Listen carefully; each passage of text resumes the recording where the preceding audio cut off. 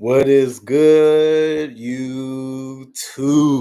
Quinn Wade coming to y'all with that instant basketball analysis playoff edition, live on YouTube, of course, on the Analysis Playground on there exclusively.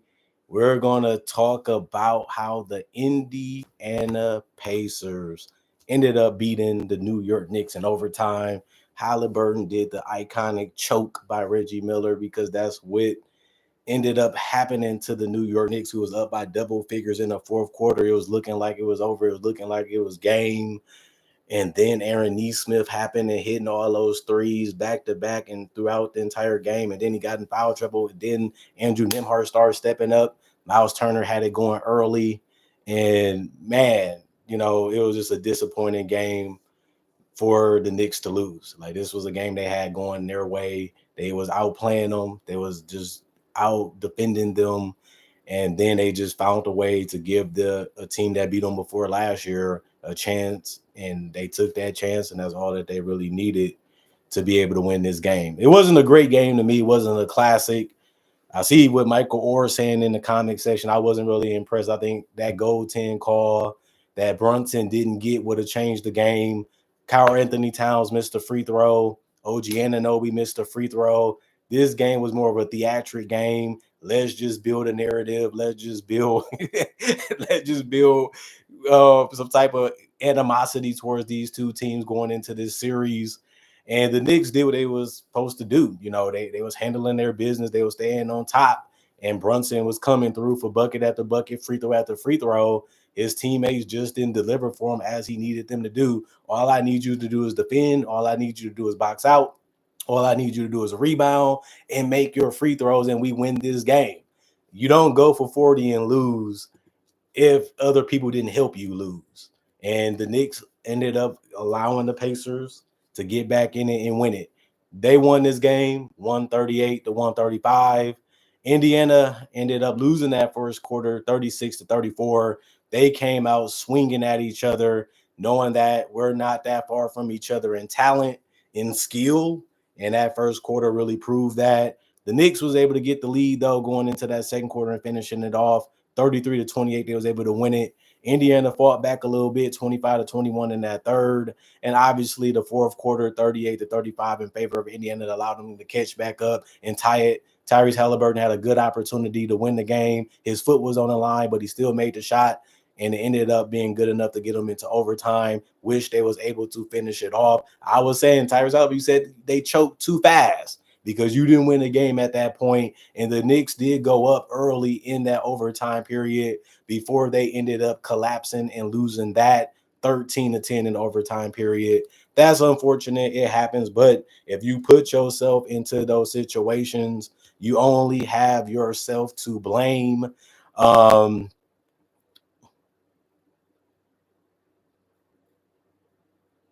Officiating, you can say it was bad because I even felt that way about Josh Hart. I feel like he went to the basket, made a shot. He didn't get a free throw out of that, and he should have got an and one. But we can't really blame the refs because, like I said, the Knicks gave them multiple opportunities to come back and win this game when they should have just clamped them up or just made their shots. Like I said, if they make their free throws, they still win this game by 2, and it doesn't go into overtime. So that's still on them, and that's still their fault. So we can't really blame the Pacers for taking advantage of a situation and winning. They played into it. They got what they wanted out of it, which was gold. And now they up 1-0 in this series. So that's what I would say. I agree with you. The Knicks did too many things that helped them ended up losing this game. And we do have to give the Indiana Pacers their credit for playing along and getting the victory out of it. But I got to say, to finish my part of the video, Pascal Siakam played 42 minutes for the Indiana Pacers. For those that don't know, 7-16 from the field, 0-2 from 3. 3 or 5 from the free throw line. He only grabbed 5 rebounds. That was a problem throughout this game. One of them was offensive. He had 6 assists and 2 steals. 2 personal fouls. He was a +8 and +. He ended up getting 17 points. They needed more out of Pascal. He was good scoring the ball. He needed some of those threes to go down, if not all of them. Just didn't happen tonight. He still was scoring. He still was mismatch hunting, but he didn't dominate the game a little bit more is what they needed, and he didn't give it to him. But Aaron Nesmith was that guy that really helped. 9 to 13 from the field, 8 to 9 from three, almost perfection. He also went 4 4 from the free throw line. The problem was him. He was just too touchy, too bumpy. That's why he got in 5 personal fouls. Good thing he didn't foul out because they needed him to make all those threes, which he ended up doing it when it mattered. And some of his could have been a foul too, but they didn't call it. 2 rebounds, 1 steal, 2 blocks, plus 10 and plus minus. He ended up going for 30, which can happen if you don't pay attention to him. And he had open opportunities and he was able to knock them down. Miles Turner got hot early, kind of disappeared as the game kept going on. 6 of 11 from the field, 1 of 4 from three, 1 of 2 from the free throw line. That's an okay game. He can play better, and that's going to be a problem because so can Siakam. 5 rebounds, 2 of them was offensive, 2 assists, 1 steal, 1 block, 1 turnover, 2 personal fouls, a -3 and plus minus 14 points. Andrew Nembhard, 6 of 10 from the field, 2 of 3 from the three-point line, 1 of 2 from the free throw line, 4 rebounds, 2 of them was offensive, 4 steals, 3 turnovers, 5 personal fouls, a +1 and plus minus. He ended up getting 15. Like I said, this is a guy that can come out of nowhere and score the basketball. He hit some timely threes. He got some timely buckets, and he made some great decisions reading the defense and making the right pass. This man is a play connector and a play finisher all rolled in one. So you have to have respect for Andrew because he's a big part of what they do. Tyrese was big when the big moments happen and they become available. Tyrese Halliburton has always been able to deliver for the Indiana Pacers and throughout his career, and he's going to get more credit for it after beating the Knicks again. And he was saying choke too early, but it ended up going in his favor by the end of the game. 12 of 23 from the field. He was 4 of 12 from three, 3 or 4 from the free throw line. The biggest criticism from him, you got to make more of those threes, and a lot of them he was forcing, but he still made some that mattered, like they all would in a close game, because this game was basically close the entire game until, like I said, that second half-ish. 4 rebounds, 11 assists for him, so a double-double because he led the team with 31 points, 1 steal, 1 turnover, 3 personal fouls, a +15 and plus minus. The best part about it, all their starters played big minutes, and they all got in double figures and points. That's something that you have to love about this team. They play together, they play off of each other, and they really complement each other well. Obi Toppin, 4 of 9 from the field, 0 of 3 from the three-point line, 8 points, 10 rebounds, 3 of them was offensive, 1 steal, 2 personal fouls, a +9 and plus minus for him. Had a huge dunk in overtime that really helped him stay afloat. And then his rebounding was massive in this game. Thomas Bryant, he's going to be a big part of what they do in the future, but he didn't really have the greatest game tonight. He was 1 of 3 from the field, 0 of 1 from 3. 2 of 2 from the free throw line, but he only played 13 minutes, gave somebody a breather, and the break is all they need sometimes. And he did a good job filling in, I guess. 2 rebounds, 1 was offensive, 1 personal foul, -11 and plus minus 4 points. TJ McConnell, 14 minutes, 4 of 9 from the field, 0 of 1 from 3, 2 of 4 from the free throw line, 4 rebounds, 2 assists, 1 turnover, 2 personal fouls, a -14 and plus minus. He was the only guy to get in double figures in points off the bench. And that was good to see TJ McConnell help them out that way because he's one of their best players. Benedict Mathurin could have did a little bit more. He played 21 minutes, which was the most off the bench. He went 2 of 5 from the field, 0 of 1 from 3, and 5 of 5 from the free throw line. 3 rebounds, 2 of them was offensive, 1 personal foul, a -14 and plus minus. He ended up scoring some tough ones, but he finished with 9 points because he kept getting to the free throw line. Just too big, too strong, too athletic, too smart when he's using his body and knows how to use his body control to draw the foul. And he made all his free throws, so he was very needed, like most of the players that they play. And then Ben Shepherd, 7 minutes, 0 of 1 from the field. He missed the 3. That was his only shot. And he had an assist and a personal foul. He was a +14 and plus minus with no points. The rest of the guys did not play coach's decision, although they did shoot the ball very well. 51 of 100 shots.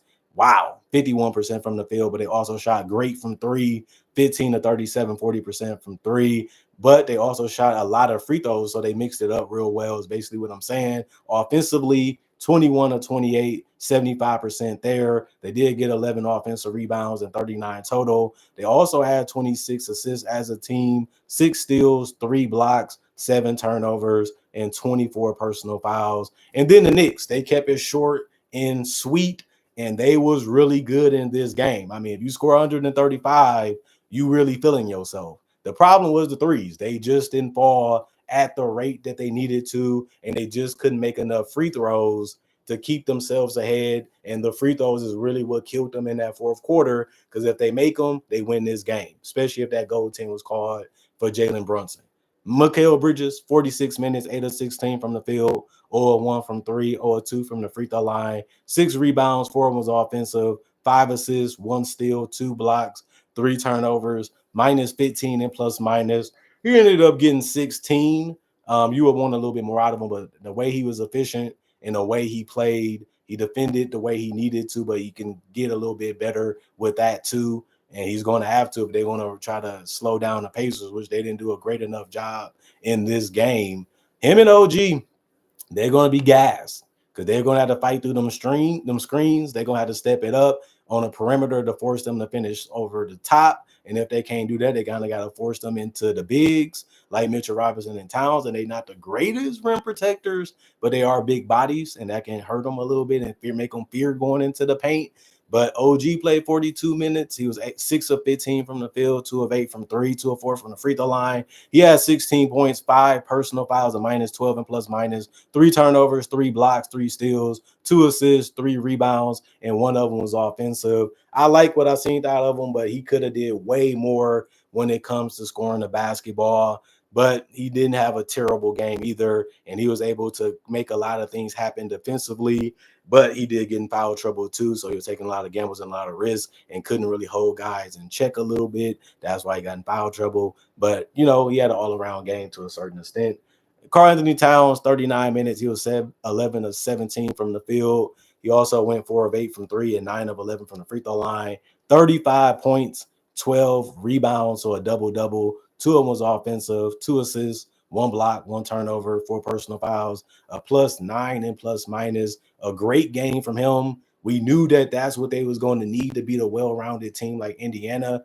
He brought it, and so did Jalen Brunson. This is a heartbreaker for him because he did everything he could to help his team win this game, and it just didn't happen. 38 minutes, 15 to 25 from the field, 1 of 6 from 3, 12 of 14 from the free throw line, 43 rebounds, an enormous game from him, but he only had 5 assists, 1 rebound, and he also committed 5 personal fouls and had 7 turnovers. Minus 8 and plus minus also by the end of it. Wasn't the picture perfect game, but he did do a lot of things and put his team in a winning position, but they failed to come through for him. Josh Hart, 44 minutes, 3 of 6 from the field, 1 of 3 from the three-point line, 1 of 2 from the free throw line, 8 points, 13 boards, which is what he does, and 2 of them was offensive. He also was able to push the pace, find guys early, or kept the ball moving, had 7 assists and 1 steal, 1 turnover, and 4 personal fouls. He was a minus 4 and plus minus. He didn't get in double figures, and he was the only starter not to in points, and that was the only bad part of his game, besides getting in a little bit of foul trouble. But it happens when you're playing a long game, a close game, an intense game, and you're playing in overtime, so you got to play even more. Mitchell Robinson, 21 minutes, 101 from the field, 0-2 from the free throw line, 8 rebounds, 4 of them was offensive, 1 assist, 1 steal, 1 block, 1 personal foul, 2 points. Cameron Payne took some shots. He was feeling himself. Then he kept throwing up some bull crap throughout this game after that. But he played 10 minutes. He was 2 of 7 from the field, 2 of 5 from 3, 1 rebound, 1 assist, 3 personal fouls, a plus 5 and plus minus. He ended up getting 6 points. Miles McBride, 25 minutes, 2 of 7 from the field, 1 of 3 from the three-point line, 4 of 5 from the free throw line, 2 rebounds, 1 assist, 1 block, 1 personal foul, a plus 12 and plus minus. Got the most points off the bench with 9. And he was good. Like, the free throw line really made his game balanced, because if he didn't do that, his game would have been bad. But it happens against great competition. DeLon Wright, zeros across the board because he played a couple seconds. He was a minus 2 and plus minus. The rest of the guys did not play. Coach's decision. 48 to 94, 51% from the field. That's great. Problem was the 11 to 34, 32% from 3, and the 28 to 40, 70% from the free throw line. The Pacers had more chances and more opportunities, but the Knicks did out-rebound them because they had 13 offensive, 46 total, 24 assists, 7 steals, 8 blocks, 15 turnovers, 23 personal fouls.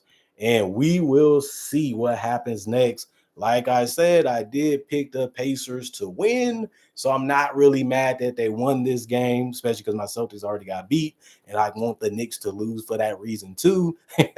I'm just having a joke with it. But um all I can say is it was just good to watch a game that was competitive, and I'm just glad that we ended up seeing something fun. But like I said, this game was messy. It was a little sloppy. It had you scratching your head. It had you saying, "What this guy doing?" And then they actually had guys just stepping up in the big moments and ended up doing what they needed to do to be able to get their team to the win. And Tyrese, I'm proud of him. The guy is from Oshkosh, Wisconsin. I'm from Wisconsin, and the guy has really been fantastic in the playoffs this year. So I just got to tell them, man, if you got this far, keep pushing. Don't quit. Don't give up. Don't get discouraged, and do whatever you can to get to that NBA finals to try to bring the Indiana Pacers a championship. And we just going to have to see who comes out the West. But other than that, comment, like, subscribe, share, hit the notification bell, and also just remember, I do videos just like this and other conversation type of videos too on this channel. Also do breakdowns of legends, current legends, rookies, and also future stars. Also do mock draft and draft coverage. Plus, I got over 3,000 plus videos already on my channel that you can watch and you can enjoy. And also make videos every single day that I'm living. So it always give you some type of entertainment or something that you might love and want to see when it comes to basketball, especially the NBA. Other than that, thank y'all for watching. Hope you guys enjoying y'all weekday. Hope y'all guys are continuing to grind. Hope y'all feeling good, doing good, and trying to find a way to stay as positive as y'all can throughout the grind that we have on this place called Earth. Other than that, remember, let's keep trying to make 2015 the past. And now we need to focus on making 2025 the best year that we can make it, because this is a year that I feel is better and is going better. And we challenged ourselves to do better. But I need you guys to continue to do your part. Keep loving it, keep subscribing, keep liking it, keep enjoying it, and keep coming back for more. That's a 50-50 of why this channel is still around, because I keep making the content y'all want to see, and y'all keep coming back for it. And other than that, I'm going to read the comments real quick. Thank you. I'm not a commentator, by the way. I'm an analyst. There's a difference between being a commentator, a broadcaster, a coach, a scout. That's why it's different levels to this game. And I'm the greatest analyst ever. If anybody disagree with that, they don't know about my analysis. They just watching for the first time. They're just checking it out for the first time. But once you see them 3,000 plus videos and everything that I offer, you realize that people have been taking what I'm doing and trying to find the other way to do it, so that way they can do something similar. But I've been the first doing this analysis movement. I made it as big and as great as it can be. And that's why people that you know is feeling it or loving it for that reason. But let's just make sure you know I'm an analyst, not a commentator. I don't call myself a commentator because commentators use their opinion. I'm giving y'all facts. I watched the game. I watched basically every game. I watched the draft. I watched the college. I watched the high school. I'm at the bus games. I'm at Summer League. I'm at the All-Star games. So I'm giving y'all factual opinions, which is basically analysis. There's a big difference between what a broadcaster, commentator, coach, and a scout do. They not doing what I'm doing. They not covering the game every single day of their life. Nobody's going harder than me. Nobody's doing what I do. And that's why I always have to say it for that reason. I'm going too hard for these people. They ain't doing what I'm doing, but it is fun and it is love, and I do enjoy making videos for y'all. And like I said, you can email me. On my email is on my channel. You can also follow me on social media. My social medias are on my channel also, if you want to see some other things I like to do besides basketball. But other than that, thank y'all for watching. Thank y'all for coming. Thank y'all for enjoying and finding time for me each and every day. And you know what I do, and I enjoy making it for y'all. Other than that, thank you for continuing to comment, man. It's good to see that you enjoy the videos and you look forward to it, and you can't wait to see what's next. And I got so much more store for y'all. I got more tributes coming, more breakdowns coming, summer league content coming, free agency coming, and I got so many things for y'all to watch and enjoy. Just remember, previews for the next season. I'm going to be covering in finals if I'm still living, and I'm just going to continue to grind and give y'all the best content that I can. And one thing I will say, I love the fact that you guys appreciate the content for what it is and love it for what it is. And that's what really make this channel special and a blessing for y'all and for me. And that's the 50-50 of why I got to keep going for that perfect reason that already makes perfect sense. Like I said, I respect what y'all did. I respect what y'all do. And I just love the fact that y'all love and respect my opinion. And that's the whole purpose of this channel. People ask me everywhere I go, Quinn, what do you think about this? What do you think about this game? What do you think about this player? What do you think about your team? And then I just turned it into a basketball channel. And now I see that I'm global, I'm worldwide for just telling my analysis. And that's the way it should be. And that's the way it's going to continue to go. Plus, y'all know I can hoop and I can do it on the basketball court. So I always tell my girlfriend, Destiny Rodriguez, I do this game on and off the court. I ain't playing no games with these people. I ain't playing no games with them. You know what I mean? And that's how it should be. You should be out there doing what you want, having fun doing it, and just trying to be as much of a blessing as you can to be to others. And that's what I'm doing this channel for. Other than that, whatever y'all got to say, I'm going to give y'all a couple minutes since the game. I covered it as soon as it was over. So going to spend time with the fans a little bit, see what y'all doing, seeing what y'all got to say. Y'all can ask me any question right now. Y'all can do whatever y'all want to do in the comment section. I'm reading it right now, and I'm answering whatever y'all want me to for right now.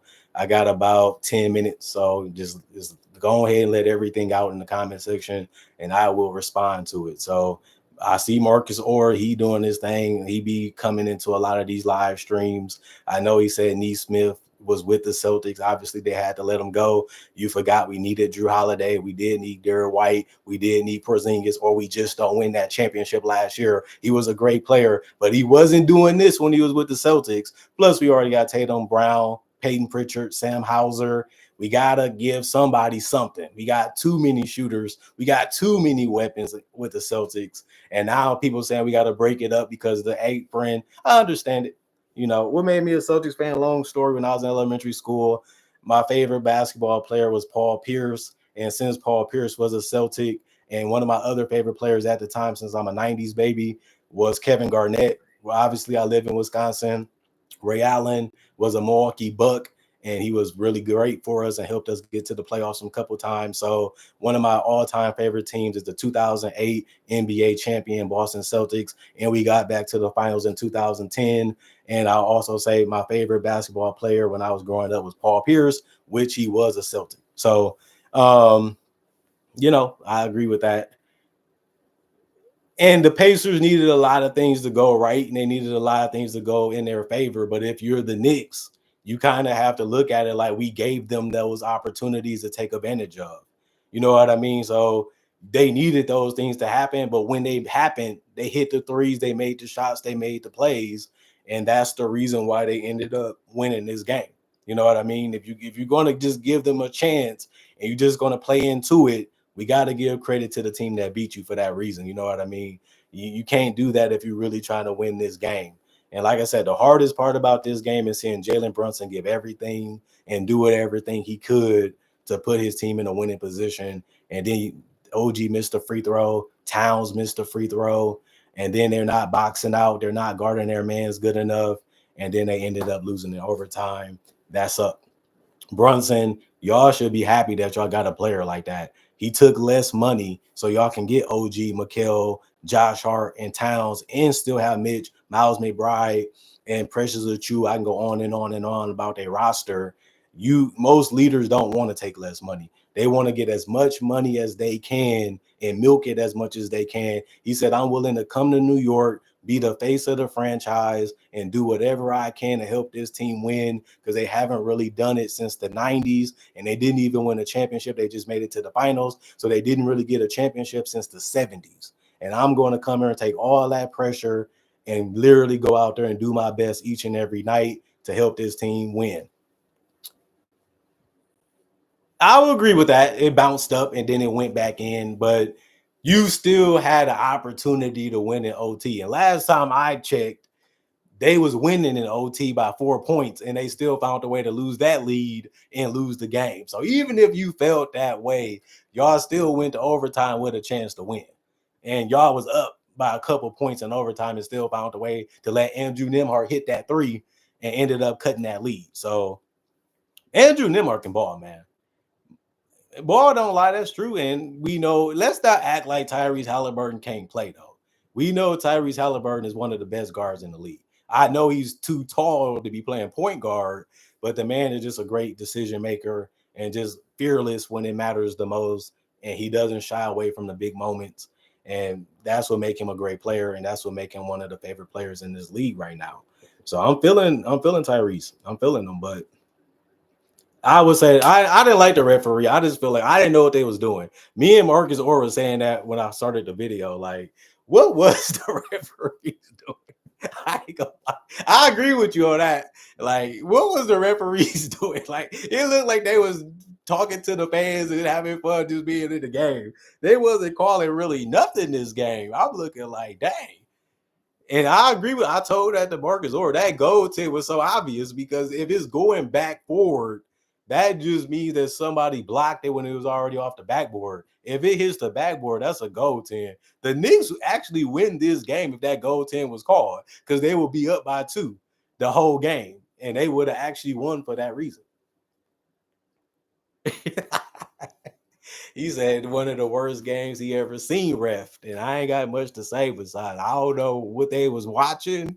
I don't know, and they be saying the referees. I seen the interview with the referees. They said we call the games the same in the regular season, in the playoffs. You was letting people get knocked out. Kyle Anthony Towns literally laid out one of the Pacers. He literally laid him out. He was on the ground just looking like, what just happened? And the ref was right there, said, just play on, man. Get back up when you can and go back and play defense. So it was questionable refereeing. I'm not gonna lie about that. That is true. But I look at it like this: somebody had to win the game, and it was just the Pacers that was able to get it done. Well, they was going mismatch hunting. They was getting swished a lot. So Miles Turner was getting a lot of picks and pops. Then the Knicks just look at it like we got to take up some of that space. So we're going to make Turner either back us up or put the ball on the floor a little bit and make it tougher for him to be able to score. So, Turner got hot because they were scoring. He was getting the space for the mid range and getting the threes. And then I think Tom Thibodeau said we got to change how we're covering him, and we got to just make sure he sees a body and the shots are not going to be as open. And you can say the same thing about Neesmith. Because of that, somebody gets open on the 3-point line, and now it ain't Turner. Now it's Neesmith, and Neesmith makes his threes. And it's kind of the same thing because Turner was hot in the beginning of the game.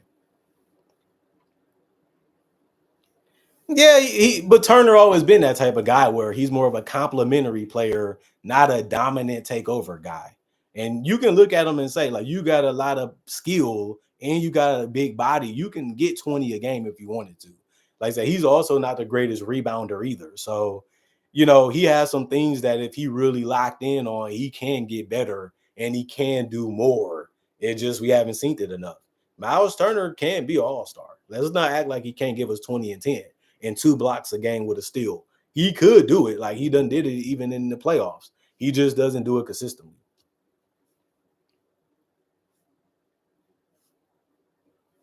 Yeah.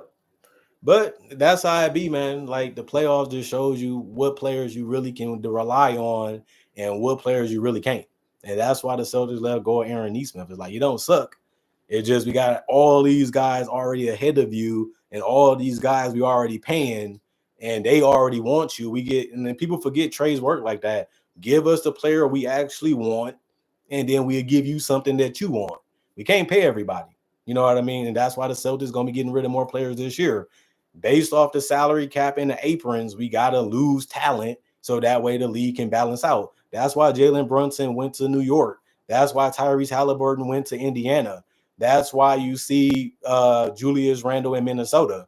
It balances out the teams and make everybody competitive. If you look at the last 4 teams that's left, OKC benefited. We got Kawhi Leonard and Paul George. That means we got to get rid of Shai Gilgeous-Alexander. He develops, he gets more chances and more opportunities. He becomes a star for a team.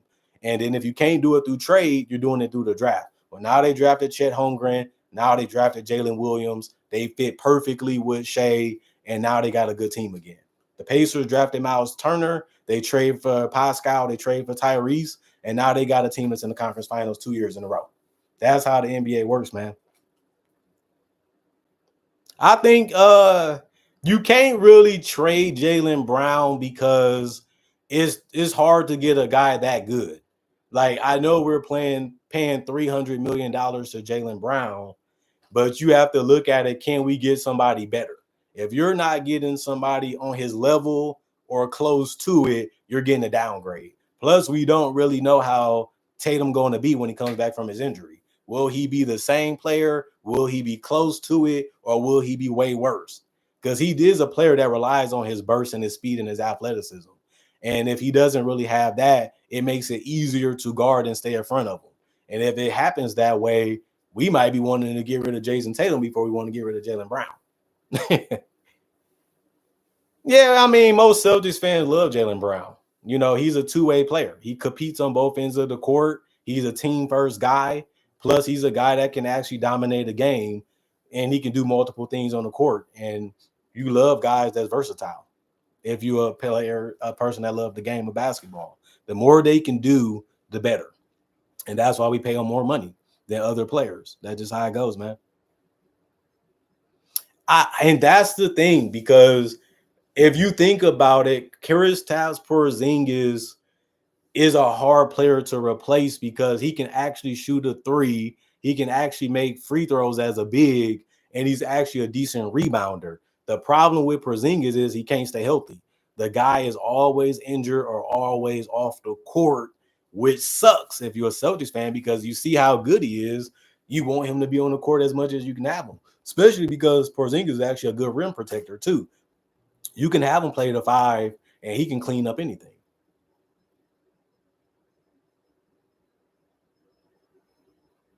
Shea Gilgeous-Alexander already won the MVP. I don't think you knew that, but they already picked the MVP for this season, and it was Shea Gilgeous-Alexander. So, you know, he already the MVP already. You could actually get that trade. You could actually do that. You can do Walker Kessler for KP. It's just the Blazers going to take. It can happen because Porzingis is on a 1-year deal now. After this season, he's a free agent. So that is a trade that if you put some pieces with it, you could actually get Walker Kessler for KP, because the Jazz got the cap and they also want players back that they can use. And the Celtics got some good players and they own some good contracts too. Plus, Walker Kessler is a standard center. The problem with Walker, he can't shoot the three, and KP can. He can protect the rim and space the floor. That's something that Walker Kessler can't do. Yeah. But Shea, he a baller, man. He's a baller. He can play. He's one of the best players in the league. I actually voted for Shea before the season started in my What to Expect series. I said, who do I predict to be MVP? Shea Gilgeous-Alexander. And he ended up winning MVP. So I was right on that one. So I'm happy about that. You know, anytime you can be right as an analyst is fun to laugh at and think about sometimes, especially when people actually want to hear what you got to think. And they also want to know if you're going to be right or wrong so they can come back and holler at you.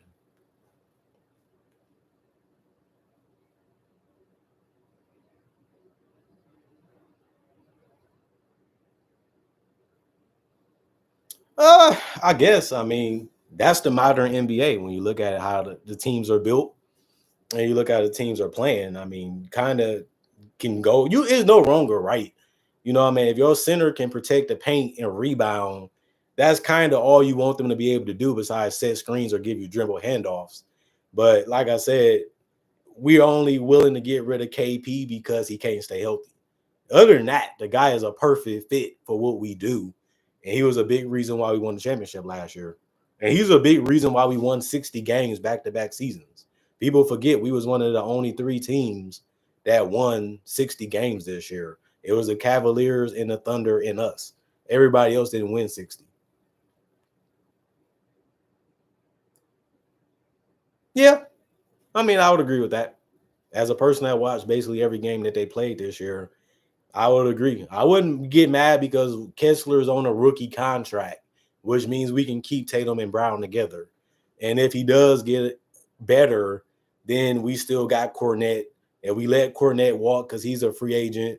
We still got Kata. And Kata is a body that's quick, fast, and he can finish. He can rebound. He need to polish up his game a little bit more. Then he can be a quality backup. People forget about Kata. Cater's a solid big in this league. You just got to keep developing it and keep playing as hard as he can. Yeah, but Kessler, he's going to be a hot commodity though, because the guy does everything you need a center to do. Besides, in a modern game, you want him to be able to shoot.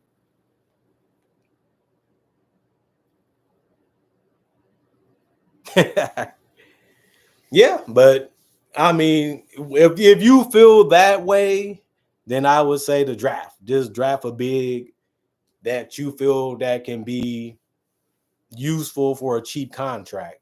Because the most you're gonna pay them is what, 2-3 million. If you can get a starting center or a backup center, that's a legit 7-footer in a draft in the second round.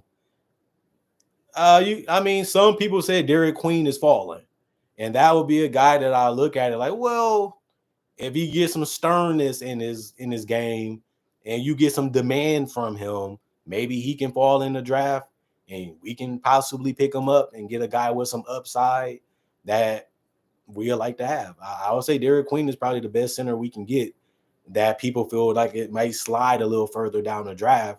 And some people look at him as a lottery talent. So I think that makes a lot of sense to try to target that guy. So I think that'd be a good one.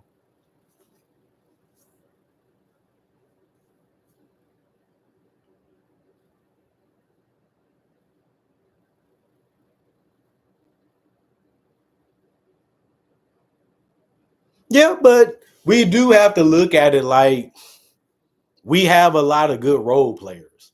So if you can put one or two together to get somebody that we actually need or we can actually use, we don't really want to pay them anyway. I mean, we want to keep our stars together as long as they can. Like, we have had a fantastic run with Jaylen Brown and Tatum. So if you want to pick to keep Jaylen Brown or Tatum, then we have to see. But if you want to keep them together because you think he can recover and we can still pick up where we left off at, we can still get a rookie that can become a core piece. That's what we did when we got Brown. That's what we did. We got Peyton Pritchard. That's what we did when we got Tatum. Lord Cornette, we drafted, and he became a legitimate big for us. So if you look at it that way, that makes a lot of sense. For people that's joining, it's just asking me any type of question right now in the comment section. I'm just responding to it live. The video is already over, so you can watch it too as we continue to talk about other things. It's Quinn with two N's. As you can see on the hat, you can't really see it from a distance. Basketball Analysis is the podcast. Analysis Playground is the brand. And my name is Quinn, last name Wade. Wade. Just like Dwayne Wade. And we're not related, by the way.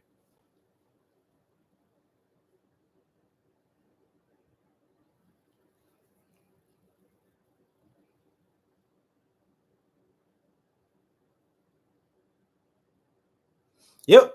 But I'm a legend. So that I backed up my legendary status. I've been in this YouTube game for 10 plus years and I'm still around. Most people done gave up. Most people done quit. Most people don't put in the work that I've been able to put in for a long period of time. So nobody I know that's been doing it longer than me has 3,000 videos already turned in. And that's how hard it is to do that, because most people give up and quit before they even get to 200 videos turned in, because they don't want to put in all that work and do all those things that's needed to be able to be a big channel like this channel is, just to be honest with you. Other than that, you all can ask y'all last couple questions in the comment section. I'm going to go through them and answer as many as I can. Then I got to go so I can be ready for tomorrow. I am going to try to do the second round. I did the first round of the draft and what I think about it. I'm thinking about doing the second round mock draft of who should be going and who should be traded, what should happen in that one. So I don't really know if I'm going to do it, because most people like the first round more than the second round. But this draft got a lot of talent. They got a lot of size. They got a lot of players that I think can be in the league for at least 5 to 10 years. So I think that I'm going to probably make that second round draft in some of the gap days that is no basketball, just to give y'all something different to watch, like I have done for so many years. Yep. And the thing that's funny is when you're a kid, that's one thing you don't want to do is the homework. You don't want to do the homework when you're a kid. You want to go home and do whatever you want to do. I went to school for 7 to 8 hours. I ain't trying to go home and do no homework, but you can fail if you don't. You can fail if you don't, and the teachers be watching. Just to let everybody know that's joining, y'all can ask me any question, even if it's not basketball related, in the comment section, and I'm answering the question. So, that I think that is funny, but I was a 3.0 student even in high school, so I think I did enough homework to be able to know what I'm talking about even when I was younger. So I got 2 minutes left. If y'all want to ask any questions for the last 2 minutes, then I gotta disappear and see y'all tomorrow, hopefully. If God will it, Lord will it, then it can happen again. But I usually never do these type of live streams because I'm so focused on knocking stuff out, and I got so many things planned that I never really want to just focus on me. I want to focus on the players. I want to focus on the league and focus on the future while I'm also focusing on the present, just so I can stay and I do all the things on this channel by myself. So it's best to do the forward mentality. Keep moving forward, keep moving forward, keep moving forward. Yep. Thanks for being a fan. Thanks for being a subscriber. Thanks for supporting. And thank y'all for continuing to do whatever y'all can to give this channel whatever y'all can positively wise. And it is good talking to y'all and letting y'all know that I care. I do want to know what y'all think. I do want to get to know y'all a little bit more. I am like this in person. So if you ever meet me, I know all the stuff off the top of my head. I don't write this stuff down.